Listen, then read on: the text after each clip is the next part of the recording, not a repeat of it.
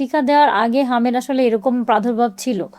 তারপরে যখন টিকা আসছে তখন তো আগে যে এই যে ধরুন 2007 থেকে 2014 পর্যন্ত এই যে টিকা দেওয়ার পর থেকে হামের ডেথ 73%ই কমে গেছে আপনার হামের জন্য।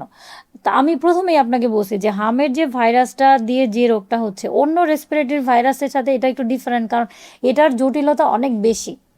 যে এখনও ইভেন যে ব্রেনে যদি ইনফেকশন হয় তাহলে সে ওটা তো মানে সাথে সাথে ট্রিটমেন্ট না দিলে রোগীকে বাঁচানো একটু ডিফিকাল্ট হয়ে যায়। তো সেই জন্য হামের ডেথ আগে অনেক বেশি ছিল, টিকা দেওয়ার পরে হামের ডেথ অনেকটাই কমে গিয়েছে। তো এখন আবার প্রাদুর্ভাব আসার কারণে এখন আবার ডেথ বেড়ে গিয়েছে, যে জটিলতাগুলো বেশি হচ্ছে যার জন্য মানে ডেথটাও বেশি হচ্ছে।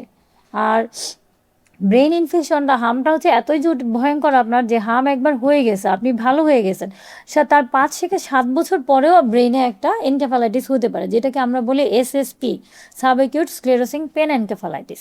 এবং সেটা হলে মানে ট্রিটমেন্ট এখনও ওরকম স্পেসিফিক নাই, তার মানে ওটা তো ডেথ হয়। এখন আমাদের করণীয় কি, যে আমাদের প্রথমে যে করণীয় রোগটাকে আমাদের প্রিভেন্ট করতে হবে, সেটার মানে ভ্যাকসিন, এটা যেহেতু একটা ভ্যাকসিন প্রিভেন্টেবল ডিজিজ, আমাদেরকে অবশ্যই ভ্যাকসিন দিতে হবে। আর রোগ হওয়ার পরে আমাদেরকে আইসোলেটেডে রাখতে হবে, আলাদা রাখতে হবে আক্রান্ত রোগীকে, হসপিটাল হোক বাসা হোক।